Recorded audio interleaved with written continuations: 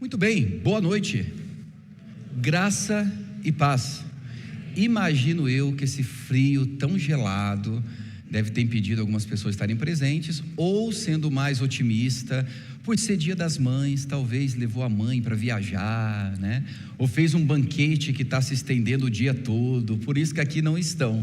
Mas que bom que você entendeu a importância de estar num culto de Santa Ceia, de entender que a Santa Ceia é algo vital para quem serve a Jesus de Nazaré.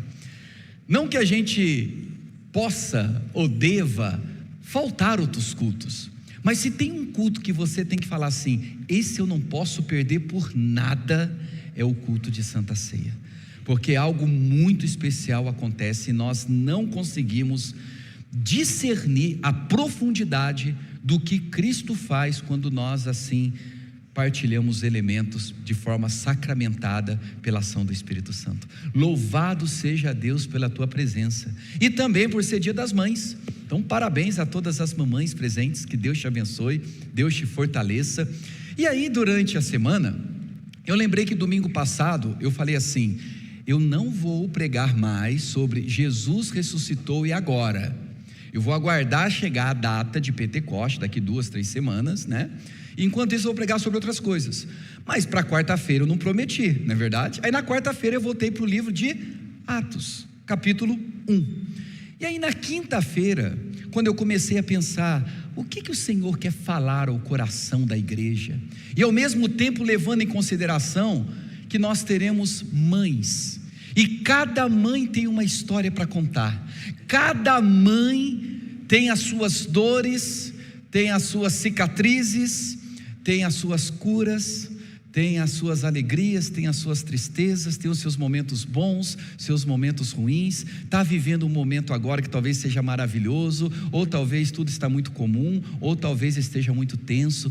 Deus, levando em consideração que nós teremos mães, e nós paramos para pensar nas mães, mas também nós temos pais, temos filhos, filhas, solteiros, viúvos, divorciados, adolescentes, jovens, adultos, idosos. Fala ao meu coração algo que eu consiga de uma certa maneira me comunicar em teu nome diante de todo esse cenário. Não é que a minha mente voltou para Atos capítulo 1, e o próximo versículo do que eu falei no domingo, olha só qual é o versículo. Todos esses perseveravam unânimes em oração com as mulheres, com Maria, mãe de Jesus. Eu falei, então Jesus quer que a gente volte para o livro de Atos, então vamos dar uma olhadinha de novo nesse texto, vamos para o versículo que fala a respeito da mãe de Jesus, e hoje a mensagem que eu quero trazer é sobre Maria, mãe de Jesus. Mas eu não sou mãe. A mensagem vai até você, pode ter certeza. Eu sou pai, ou eu não sou nem casado, eu não tenho filho, a minha idade, a mensagem vai vir sobre todos nós, eu posso te afirmar. Então quando a gente olha para esse texto, nós percebemos uma fala interessante. Eles estão agora aguardando uma promessa. Já vimos isso domingo passado, a promessa do derramamento do Espírito Santo, que eles não sabiam que ia acontecer depois de 10 dias em Pentecostes, mas estavam em Jerusalém aguardando o cumprimento dessa promessa linda e abençoada. E diante daquele cenário de 500 pessoas, nós só temos 120 na reta final. Isso mostra que muita gente se interessa por Jesus, muita gente vai ao encontro de Jesus, muita gente ouve a palavra de Jesus, mas nem todos perseveram até o fim, nem todos permanecem onde deveria permanecer. Muitos no passar do tempo vão abandonando, vão desanimando, vão trocando por outras coisas, mas esses 120 discípulos não trocaram a promessa de Jesus. E o texto diz, todos estes perseveravam unânimes em oração, com as mulheres, com Maria, mãe de Jesus. Agora, eu vou falar algo para você, e talvez você nunca ouviu isso, E para você, como o Silvio falou no início, né, tá um frio, e às vezes você vai no louvor meio encarangado, né? Para talvez você ficar um pouco aquecido com o coração, quando eu te explicar a primeira coisa, você não vai falar glória a Deus, você pode falar em outro momento, glória a Deus também. Você vai falar, uau! Como se fosse uma grande novidade. Não é porque está gravando, transmitindo, nada disso, tá? É para você participar, interagir, para eu olhar para você e sentir que você está junto comigo, beleza? Muito bem. Na Bíblia, e naquele tempo, calma, só quando eu falar, senão começa a soltar o uau aí, vai, calma, segura aí. Naquele tempo de Jesus, um homem, uma mulher, não tinha sobrenome como nós temos hoje praticamente, né? Você tem o seu nome, às vezes nome composto, ou 2 sobrenomes, 3 sobrenomes. Se você é de Dom Pedro, então, 14 sobrenomes. Naquele tempo não era assim. A pessoa tinha o seu nome, e o seu sobrenome normalmente se identificava com alguém da família, quer seja alguém presente, quer seja alguém notório da história. Só que algumas coisas interessantes aconteciam. Quando a mulher, olha essa cena, João 19:25, e junto à cruz estavam a mãe de Jesus, a irmã dela e Maria, mulher de Clopas, e Maria Madalena. Prepara agora. Quando uma mulher era casada, ela era identificada pelo nome do esposo, tipo Maria, mulher de Clopas. Então essa Maria era casada. Obrigado. Mas aí, quando não era casada, quando a mulher não era casada, uma forma de identificar que ela não era casada era identificando-a com a cidade que ela morava. Maria de Magdala. Magdala é o nome da cidade. Então Maria de Magdala virou Maria. Então essa Maria era solteira. Maria de Betânia, que virou Maria Betânia. Então essa Maria era? Muito bem. E quando a mulher não era casada, e quando ela não era solteira, e no caso, ou ela era casada e não é mais, aí acontece isso aqui, ó. Maria, mãe de Jesus. Por que não aparece Maria, esposa de José? Porque provavelmente José já era falecido. Então, quando a mulher que era casada e agora não é identificada com o nome do seu esposo, mas o nome do seu filho, ou principalmente o nome do seu primogênito, significa que ela era viúva. Por que é importante você entender isso? Porque esse texto que nós estamos lendo fala de Maria, mãe de Jesus, que foi casada com José, mas em algum momento da história, José morreu. José não fazia mais parte da história de Maria. Provavelmente, segundo os historiadores, a gente vê só a presença de José na infância de Jesus, até os 12 anos, quando ele é levado ao templo e depois se perde e é buscado novamente. A partir daí a gente tem um silêncio da infância de Jesus, dos 12 aos 30, nós não temos nenhum relato a respeito do que Jesus fez, para onde ele foi. Provavelmente ele foi uma criança normal que viveu ali no contexto da Galileia, ponto. Qualquer outra coisa é especulação. Falar que existem registros, como existe, por exemplo, o livro da infância, o evangelho da infância de Jesus, isso é uma invenção lá do século 3. Nós não sabemos o que aconteceu dos 12 aos 30 anos de idade, tá bom? José só aparece aqui nos 12 anos. A partir dos 30, quando Jesus começa o ministério dele, nós não temos mais relatos de José. Provavelmente José já estava morto. O que pode corroborar por isso? Maria passa a ser identificada com o nome do seu filho primogênito, Maria, mãe de Jesus. Entenderam? Por que eu estou falando isso? E quando eu li esse texto chamou minha atenção. Hoje eu quero falar com você, mãe, com você, pai, com todos nós a gente vai aplicar, mas eu quero falar com você, mãe, que em algum momento da sua história você teve que continuar a sua jornada cuidando do seu filho, sem a presença paterna, sem a presença do esposo. Hoje eu quero dedicar essa mensagem à minha mãe, Depois eu vou recortar e mostrar esse vídeo para ela. A minha mãe, que num determinado momento, o primeiro esposo dela faleceu. E ela teve, como mãe agora solteira, mãe solo, cuidar de 2 filhos, e não foi fácil. E depois, quando ela casou novamente, a situação complicou. Ela teve eu e meu irmão, mas esse pai, o meu pai, esse outro esposo dela, não faleceu, mas abandonou. Simplesmente as memórias que eu tenho de infância é meu pai espancando a minha mãe. É a memória do meu pai nos colocando para fora de casa, numa noite chuvosa, a minha mãe sem nada, segurando eu e meu irmão pequenininhos, andando na rua, sem lugar para ir, sendo acolhido por um vizinho. E a minha mãe teve que agora, além dos 2 filhos do primeiro relacionamento, teve que cuidar de 2 filhos, sem a presença de um pai, sem a presença de um esposo. E por isso que eu quero dedicar essa mensagem à minha mãe, uma guerreira, que conseguiu cuidar de nós, de uma tal maneira, que hoje eu, meus irmãos, estamos aqui.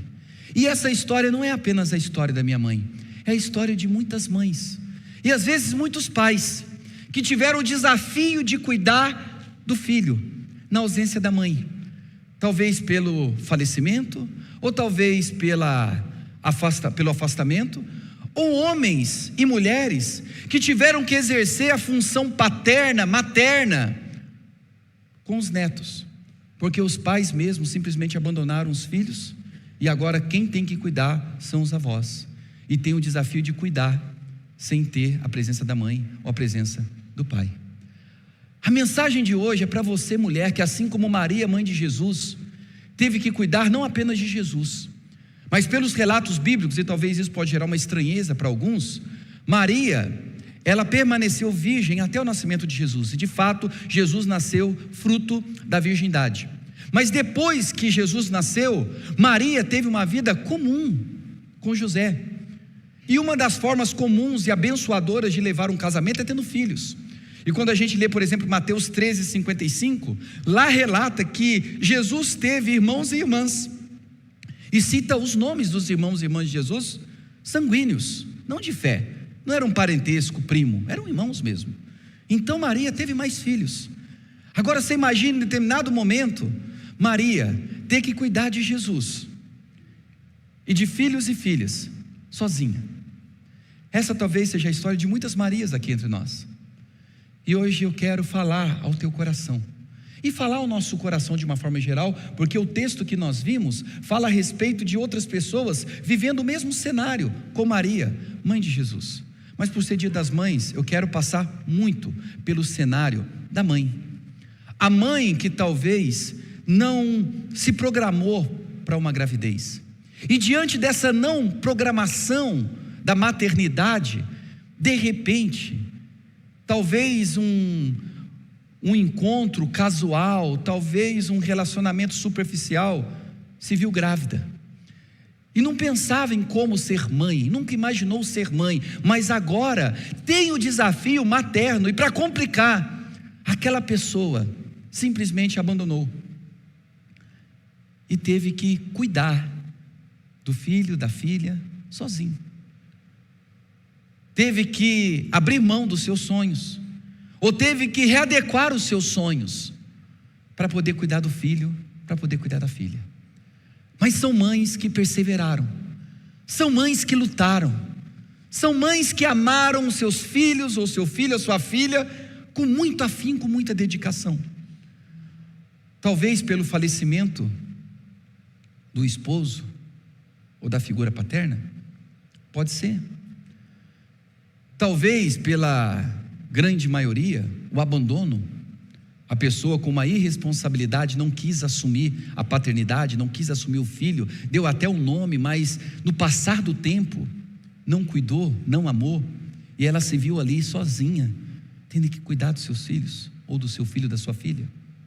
Ou ainda, para complicar, e agora talvez já se estende para outras pessoas, que mesmo tendo um esposo ao lado, teve que ser praticamente uma mãe solo, porque aquele esposo foi negligente, aquele esposo foi ausente, Aquele esposo interpretou que a função paterna era simplesmente colocar comida na mesa, mas nunca parou para acompanhar o crescimento do filho, da filha, olhar nos olhos, participar, orar, estar junto, brincar.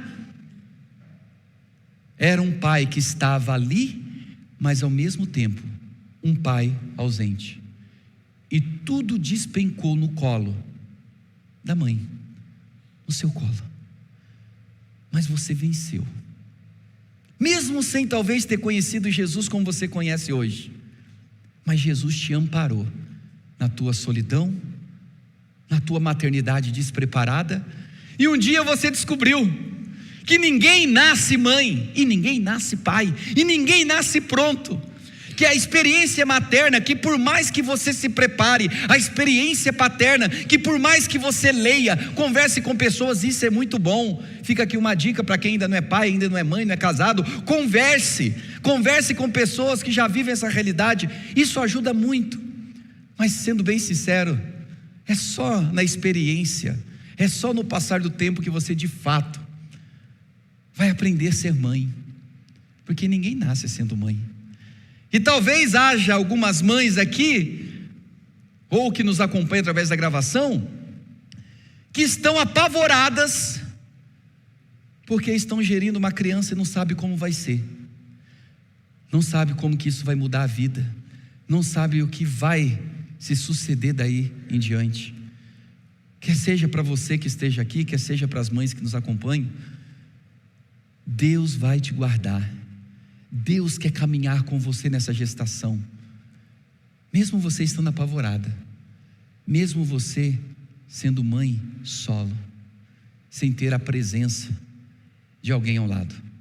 Existe um ideal, e esse ideal, ele não é apenas um ideal bíblico, ele é um ideal sociológico, que uma criança se desenvolve melhor com a presença paterna e materna. Uma criança aprende mais com a presença do pai e com a mãe, desenvolve-se melhor. Com a ausência de um dos, ela tem as suas carências, ela tem as suas debilidades,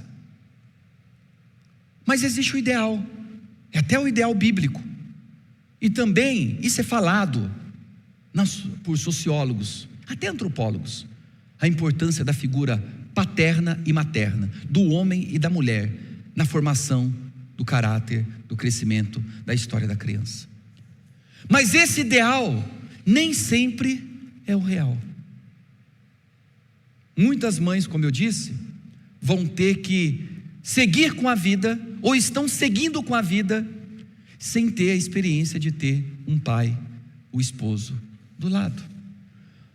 Outras vivem o drama, até tem, mas é ausente. E poderia ser o contrário, pais que têm que viver essa realidade com a ausência da mãe, ou ainda que a mulher esteja ali, é uma mulher ausente, é uma mãe ausente, e o pai tem que tentar se virar nos 30 de tantas formas. Existe um ideal, mas o ideal nem sempre é o real. E ao mesmo tempo que eu quero falar com você, mãe que vive esse contexto, eu quero aqui falar sobre uma outra realidade que acontece no nosso contexto, em qualquer outro contexto. Mães, deixa eu abrir aqui um parênteses antes. Eu acredito muito em restauração de casamento. Eu creio que Deus pode restaurar casamentos totalmente danificados, quebrados, que tenha passado pelos piores momentos. Se ambos quiserem, isso pode acontecer. Se uma parte já não quiser mais, não vai. Mas se ambos quiserem, apesar das marcas, das dores, dos desencontros, de sabores, seja o que for, Deus pode restaurar. Amém? Isso é importante, porque senão minha mensagem pode ser deturpada. Mas existem alguns contextos que isso já não é mais possível. Às vezes uma das partes já se foi, já tem um outro relacionamento, ou uma das partes de fato não quer. Mas o que eu quero trabalhar agora nesse momento da mensagem com muito cuidado é falar com você, mãe, e por que não mãe, mas esposa, que está dentro de um relacionamento, e no passar do tempo nesse relacionamento, já lutou com todas as forças para resgatar a relação, e você percebe que o esposo não quer, ou uma das partes não quer. Estou pegando o exemplo aqui da mãe, por seu dia da mãe. Você, mãe, percebeu que ele quer viver uma vida completamente diferente do que a proposta do amor convida para viver. E você já orou, já tentou, já se aconselhou, foi até para terapia, fez tudo o que está ao seu alcance, e ele continua com o coração endurecido. Eu espero que ele ouça, ou que ela ouça, aqui nesse ambiente, ou no momento acompanhando online, ou em outro contexto, que o coração não seja duro, não endureçais o coração, e o Espírito Santo vem, quebre e restaure tudo. Espero, oro, para todos os homens e todas as mulheres, todos os relacionamentos. Mas aqui eu estou entrando num caminho que eu preciso muito da sua atenção, e estou tomando muito cuidado ao falar, porque existem mulheres que estão em relacionamentos, ou num relacionamento extremamente abusivo, violento, sem amor, sem companheirismo, e talvez já seja até mãe, e bate no coração, se está ruim com, poderia estar pior sem, e com isso se submete a um relacionamento, uma expressão que se usou há muito tempo, sumiu e vira e mexe e volta, tóxico. Você, mãe, está sendo oprimida, está sendo violentada, agredida, despreterida, colocada de lado, e aí você olha e fala assim: eu preciso me sujeitar a esse relacionamento, porque eu tenho filho, porque eu tenho filha, porque eu estou grávida. Lá vai eu novamente no parênteses. Deus pode dar jeito, tem muitas histórias que milagres aconteceram, ok? Mas eu estou voltando aqui para um contexto. Mães que têm medo de sair da relação abusiva, que já não vai dar mais em nada, ela sabe, mas ela tem medo. Como que eu vou criar o meu filho ou minha filha sozinha? Como que eu vou viver a vida a partir do término de um relacionamento? Como eu tenho medo, como eu não sei como vai ser, eu me submeto à violência, aos abusos, ao maltrato, ao desamor, à indiferença, à frieza, e sofre tudo em nome de Deus. Mas na verdade é um medo de não dar conta. E essa noite estou aqui para dizer para você, mãe, você dá conta sim, você dá conta, você consegue. Existem várias histórias aqui que podem testemunhar para você que você dá conta. Não se submeta a um relacionamento em que uma das partes já tomou a decisão de continuar sendo um canalha com você, e você, com medo, permanece no relacionamento. Sai fora, rompa, abra mão, não destrua a sua história por causa do medo. Por causa do medo. Assim como talvez nós tenhamos mulheres que passaram pela triste experiência de uma ruptura, que não queriam, mas todas as conjecturas, todas as tentativas foram esgotadas, e se vê agora se perguntando: o que vai ser da minha vida sendo mãe solo, sendo mãe solteira, com uma criança de colo, ou uma criança na adolescência, e aí por causa disso, o medo, o desespero, te faz se tornar uma pessoa entregue a qualquer um que apareça prometendo cuidado, abrigo e paternidade sobre a sua vida. E aí você se entrega. Você com medo agora de como vai ser com a minha criança, quer seja aqui, quer seja aqui, quer seja aqui, como que vai ser a história? Quer saber de uma coisa? Eu preciso arrumar alguém rapidamente. E aí essa pessoa entra num relacionamento, e não poucas vezes, até pior do que se encontrava. Ou vai saltando de relacionamento em relacionamento, com medo. Medo de ficar sozinha, medo de não dar conta. Então a mensagem para você, em nome de Jesus: não se desespere, calma, não se precipite. Daqui a pouco eu vou falar para você qual é o caminho para todos nós. Não se precipite, não entre em relacionamentos com medo de que você não vai dar conta.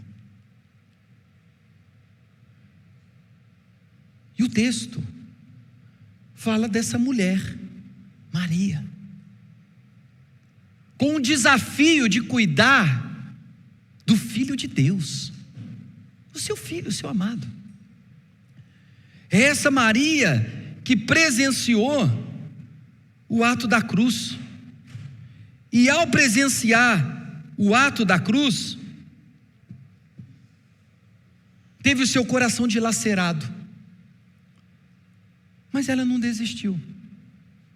Ela não desistiu da maternidade, ela não desistiu de cuidar de Jesus, de cuidar dos seus filhos, de cuidar de si, de seguir a vida.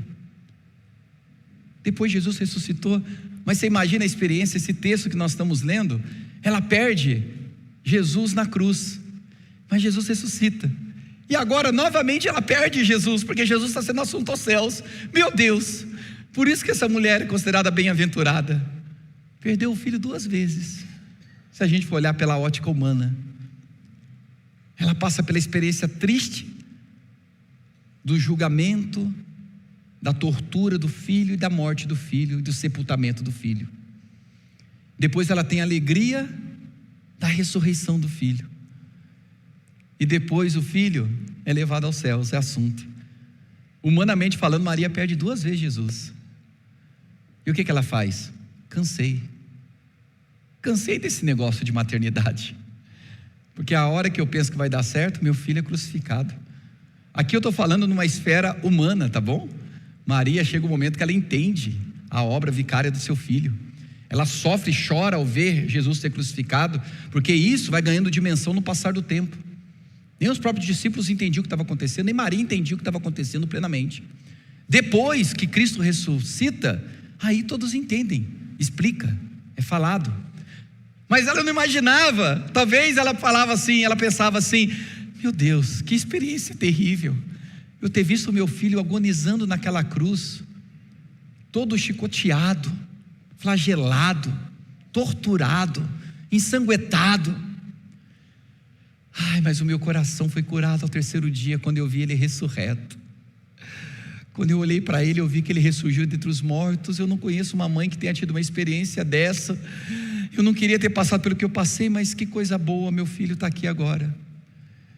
E aí, de repente, depois de 40 dias, ela presencia o filho dela subindo aos céus, e agora ela fica de novo sem a presença do seu filho, já entendendo o plano de redenção. Humanamente falando, se Maria não tivesse entendido todo o plano de redenção, talvez ela diria assim: cansei desse negócio de fé, ô fé fédida, ô fé fedida, ô fé terrível, que me dá e me tira. Mas não, ela está aí com os discípulos, ela está aí entre os 120, ela vai ser visitada no Pentecostes. Maria não desistiu da sua maternidade, e aqui agora eu quero trazer para outras pessoas: não desista da maternidade, mesmo que talvez você chegue a uma resposta que, biologicamente falando, não lhe é mais possível a maternidade. Talvez pelo tempo que passou, talvez pela tua condição biológica, sua ou do seu esposo, e vocês não conseguem engravidar.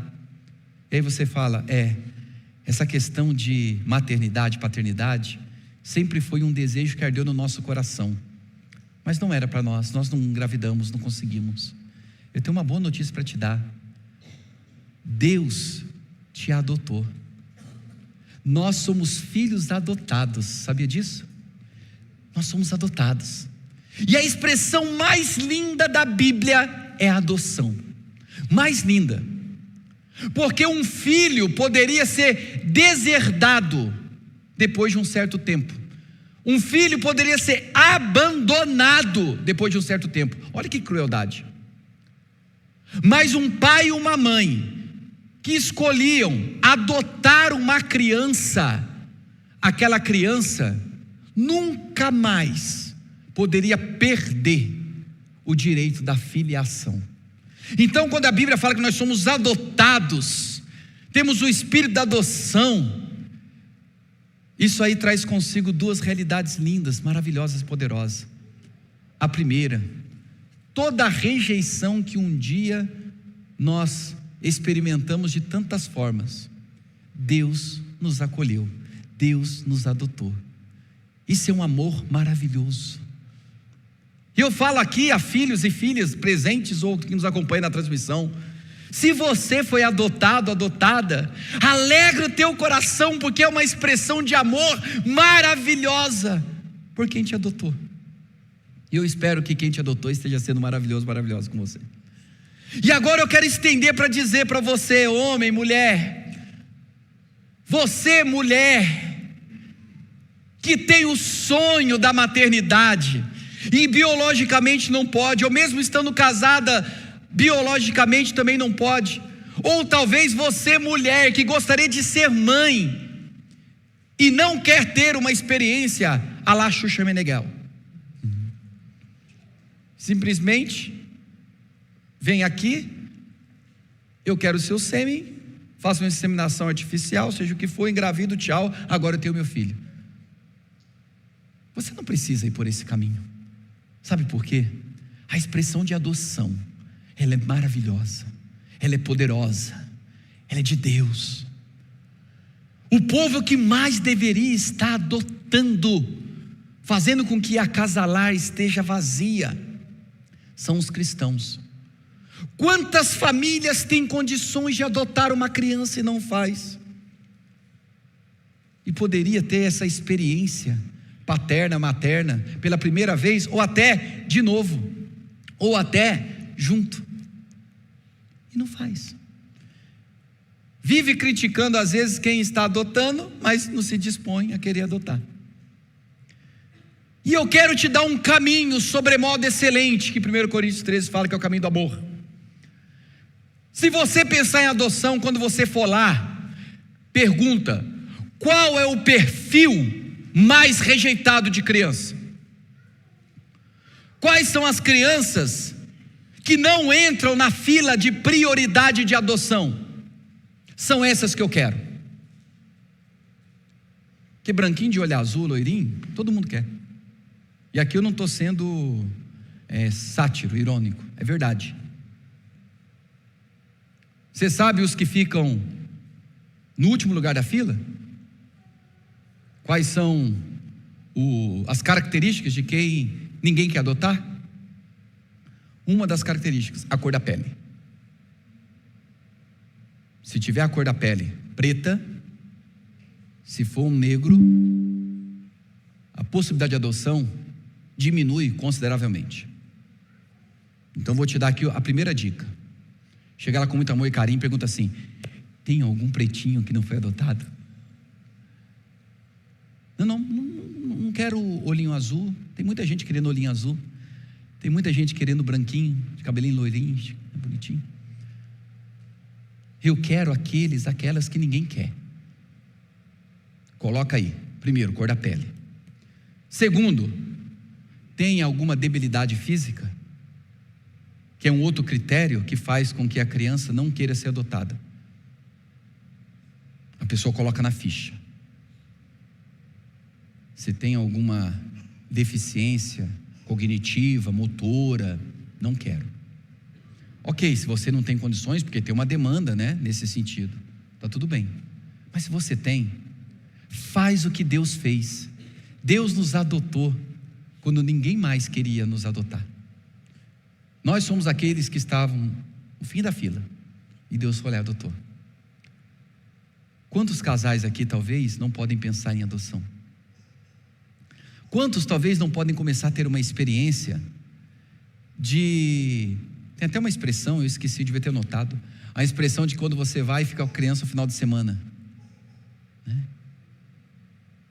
Você vai lá e fica com finalzinho de semana. Eu tenho medo de me apegar. Perde esse medo e que você se apegue, para um dia você falar assim: então, já não quero mais só final de semana. Eu queria muito cuidar dele, eu queria muito cuidar dela. Eu queria muito ser papai e mamãe dela. Oh, meu Deus do céu. Tem crianças te aguardando. Mas aqui eu vou entrar num lado muito simples. Se você é preconceituoso, nem vá. Em nome de Jesus, não vá. Não entra na lista. Agora, se você é um cristão, vai lá e fala: quem são os últimos da lista? Quais são os perfis que ninguém quer? Nossa, pastor, parece que isso não tem muito a ver comigo não, viu? Talvez não agora, mas talvez um dia. Talvez não seja agora, por exemplo, para você, pela tua idade, pelo teu contexto, adotar. Mas talvez você pode adotar no seu coração uma criança, orando por ela, cuidando dela, estando presente, perguntando, conversando. E o texto, para não ser apenas um pretexto para tudo que eu falei, ele vai nos trazer algumas informações preciosas. Ele vai dizer assim: todos esses perseveravam unânimes em oração, com as mulheres e com Maria, mãe de Jesus, e com os irmãos dele. Você, mamãe, que está vivendo a experiência de mãe solo, você que já vive há muito tempo a experiência de mãe solo, você que está desanimada sendo mãe solo, você que está desanimada sendo mãe, mesmo estando casada, você que é mãe e está querendo alguém de qualquer forma, achando que isso vai resolver a carência do seu filho, e pode se precipitar entrando num relacionamento complicado. Para você que não é mãe, e nem quer ser, para você que está solteira, ou para você que o esposo abandonou, ou para você que é divorciada, ou para você que é viúva, olha para Maria, olha para a história da bem-aventurada, olha para a história da agraciada mãe de Jesus de Nazaré. O que ela fez? Perseveravam unânimes em oração. Ou seja, primeiro, persevere, não desista, insista, seja resiliente. Cada tombo, cada erro, transforme tudo isso num aprendizado. Eu acho, vê a minha mente que eu posso estar errado na referência, mas quando entrevistaram, acho que foi Thomas Edison.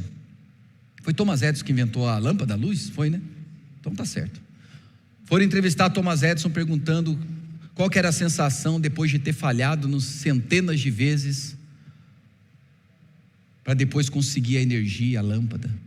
Aí a resposta dele foi: eu não falhei centenas de vezes, mas na verdade eu fui aprendendo como acertar centenas e centenas de vezes. Então, minha irmã, meu irmão, mamãe, papai, filhinho, filhinha, vovô, vovó, adolescente, jovem, adulto, idoso, persevere. Perseverança é uma marca de quem ama a Deus e é amado por Deus. Não desista, persevere. Perseverar como? Unânimes. E a ideia, quando fala unânimes, é que eles estavam juntos. Não tente ser quem você está sendo ou pretende ser sozinho, sozinha. Esteja juntos, esteja junto. Não se isole. Pessoas que se isolam não conseguem perseverar em nada. Casais que depois que casam e vão se isolando de outras pessoas, por se acharem melhores do que as demais, seja lá qual for a razão, no isolamento, com medo de se machucar novamente, seja o que for, mas esses casais que vão se isolando, chega uma hora que eles não se suportam a si mesmos. e eles não têm companhias que poderiam aconselhá-los, ajudá-los, orientá-los, orar com eles, ouvi-los, rir com eles, chorar com eles.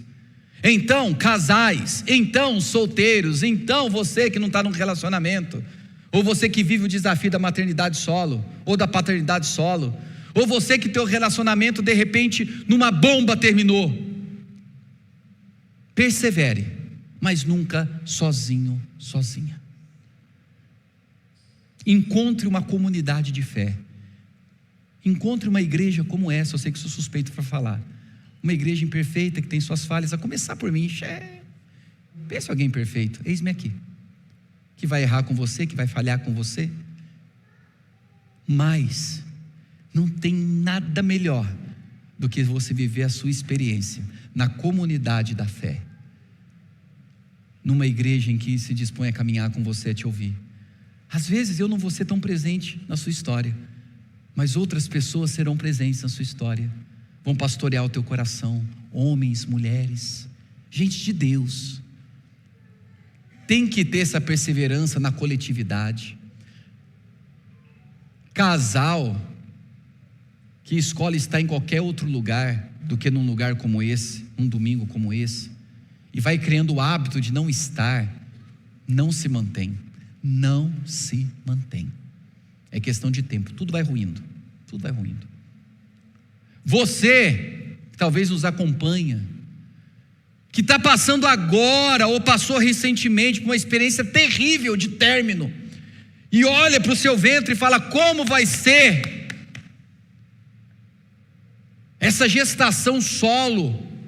Como vai ser agora eu com meu filhinho de colo, com a minha filhinha de colo, com as minhas crianças, diante do que aconteceu? Não se desespere, persevere, mas persevere junto com a comunidade de fé.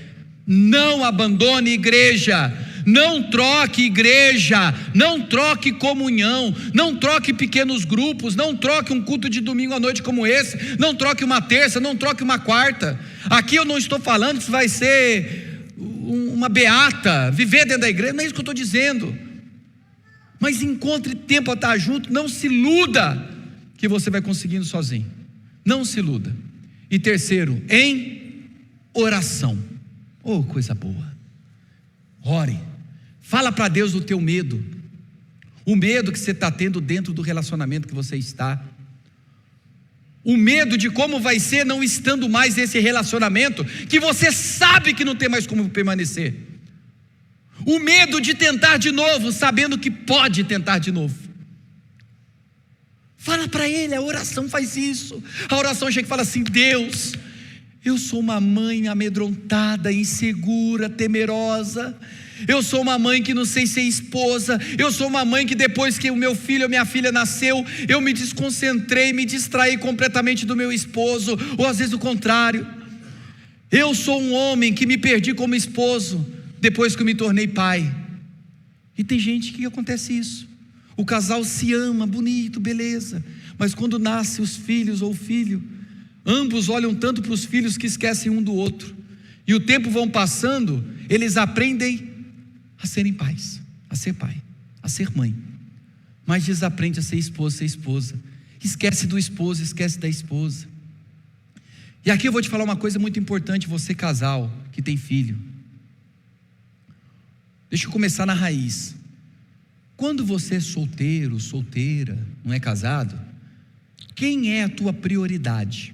Ok, Deus acima de tudo, beleza, mas na horizontalidade, na horizontal, quem é a tua prioridade? Teu pai e tua mãe.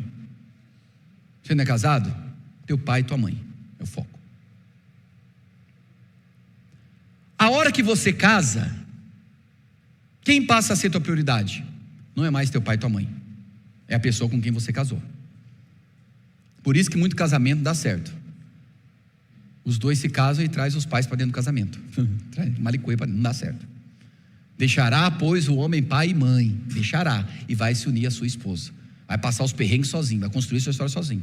Pai e mãe que amparam o filho em tudo, a filha em tudo, o casal em tudo, está simplesmente retroalimentando uma imaturidade, não deixa a pessoa crescer.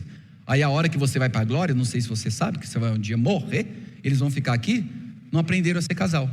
não aprenderam a lidar com os problemas, com as dívidas, com as confusões, com os desencontros. Você casou, a prioridade é seu esposo, sua esposa. Mas aí nasce, olha qual que eu falo Baby Shark, nada a ver, né? Vai e nasce o baby. Aí vai vir um Baby Shark, né, paralelamente, a musiquinha, tudo. Mas aí nasce o filhinho, a filhinha.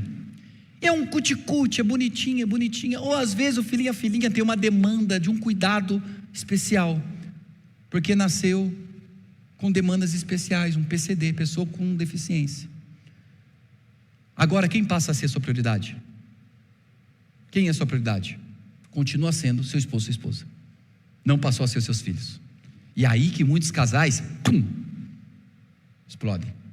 Porque nasceu o filho, nasceu a filha, ambos se voltam tanto para os filhos, que esquecem um do outro. E a prioridade continua sendo um e o outro.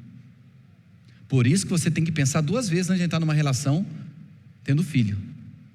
Quer seja você mulher, você homem. Você vai deixar a pessoa conscientizada que você tem uma criança, que você tem um filho. Você vai deixar conscientizada.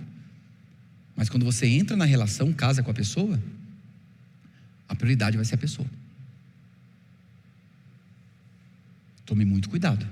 Porque eu já vi gente que entrou no relacionamento e de repente uma das partes depois tirou a máscara, mostrou de fato quem é. Sendo assim, que você aprenda a viver em oração. Ore a Deus. Creia no que a oração pode fazer em você, meu irmão. Creia que a oração pode fazer você um dia ser um pai maravilhoso. Você nunca foi?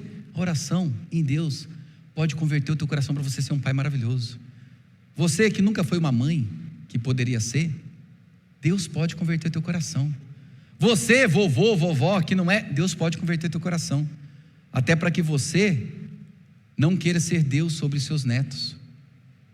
Até para que você saiba impor limites. Você vai na casa do vovô, da vovó, tem uma plaquinha lá, né, na casa do vovô, vovó, o que é? Tudo pode. Eita, vovô e vovó, que desgrama com a criação dos filhos, né? Os pais tentam impor limite, aí chega na casa do vovô e da vovó, tudo pode, a criança vai. Aí volta toda sem limite para casa, quem sofre é o pai e a mãe. Então, vovô e vovó, aprenda a pôr limites, aprenda a dizer não, aprenda a dizer, isso não é comigo, é com seu pai, com sua mãe, vai lá conversar. A oração te ensina a ser avó, te ensina a ser avô. A oração te ensina a ser solteiro, te ensina a ser divorciado, te ensina a ser solteiro e falar assim: chega, chega. Como diz um dos nossos poetas, eu sosseguei, sossega. A oração te ensina a falar assim: hoje eu não preciso ficar me reafirmando de relacionamento em relacionamento. Na oração você vai perceber que você não precisa ser um sex machine. Você vai se descobrir dessa maneira na oração, para um dia você viver a beleza de um relacionamento inteiro. Porque se você entrar num relacionamento quebrado igual você está, você vai quebrar outra pessoa e vai se quebrar. É questão de tempo de não dar certo. A oração te resgata. A oração te ajuda a ser um divorciado, uma divorciada. Porque tem divorciado, divorciada que não consegue mais acreditar que é possível ser feliz. Pensa que não é mais possível ter um novo relacionamento e se tranca, se fecha para tudo. A oração faz o teu coração se preparar para a possibilidade de um novo relacionamento, se você quiser. A oração te ajuda a não ser um divorciado sem vergonha.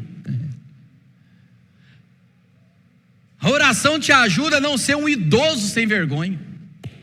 Tivemos aqui o simpósio, né, falando sobre isso. Eu falei na minha oficina. A Bíblia fala sobre os bem-aventurados. Tem gente que deveria encontrar o caminho da bem-aventurança, mas na verdade gosta de boas aventuras, não de bem-aventuras. Não quer ser bem-aventurado, mas quer boas aventuras. E vai vivendo uma vida parecendo um copo descartável, vai passando de mão em mão, de mão em mão. Agora,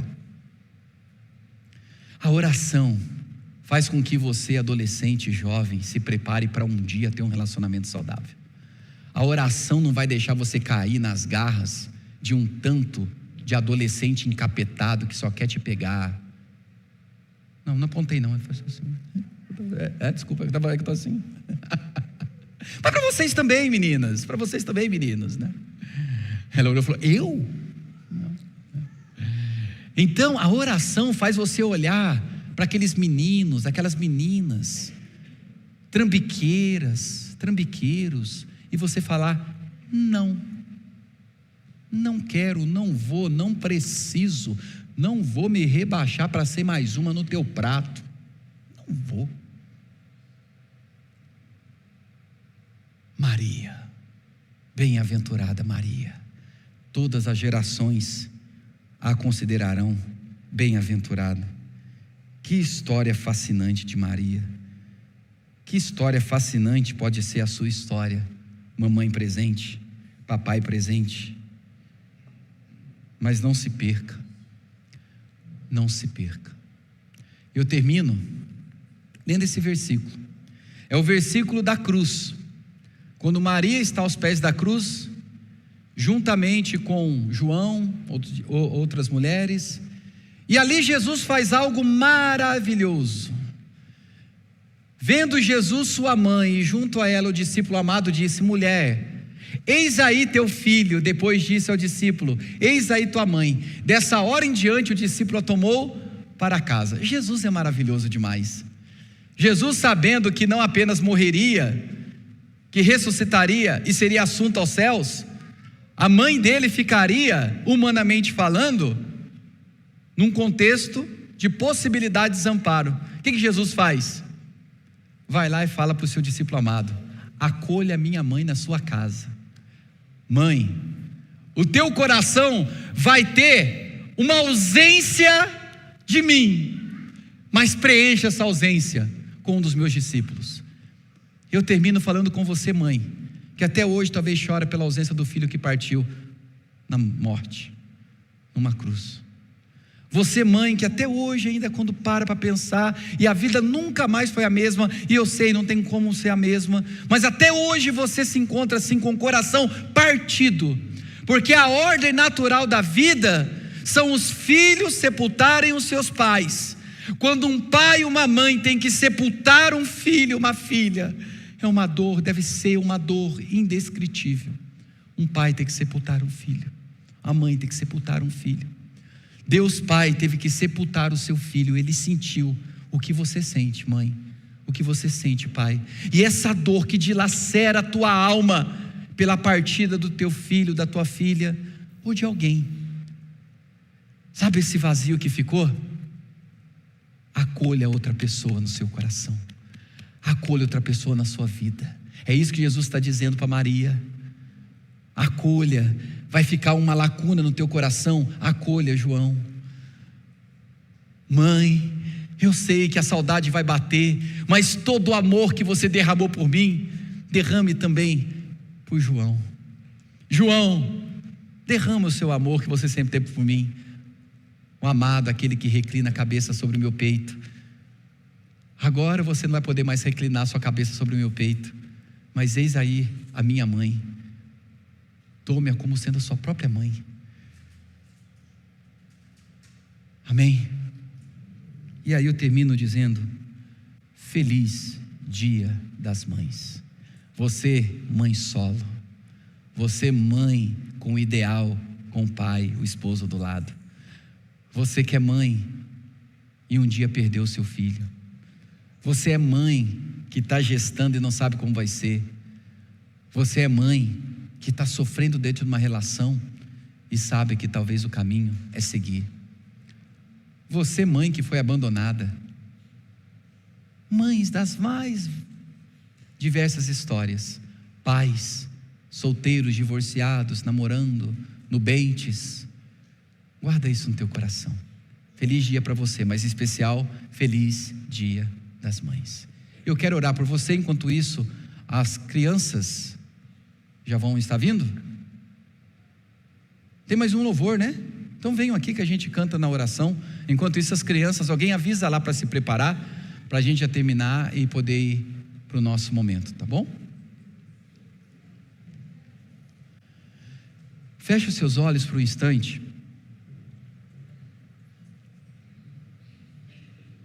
Senhor, nesse momento eu quero interceder primeiramente pelas mães.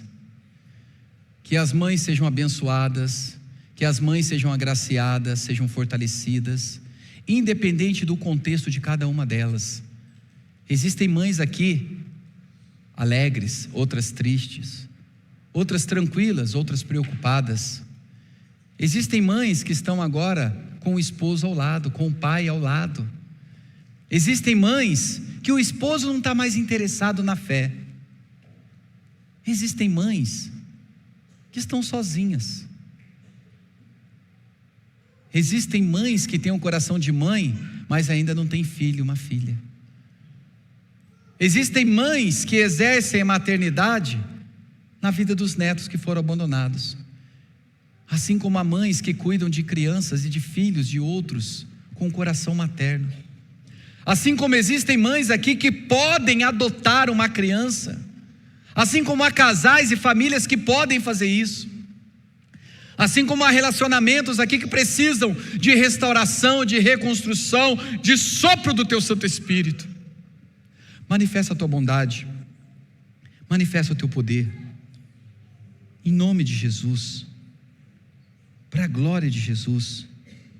E assim, ó Deus, tudo aconteça para o teu louvor. Amém, amém.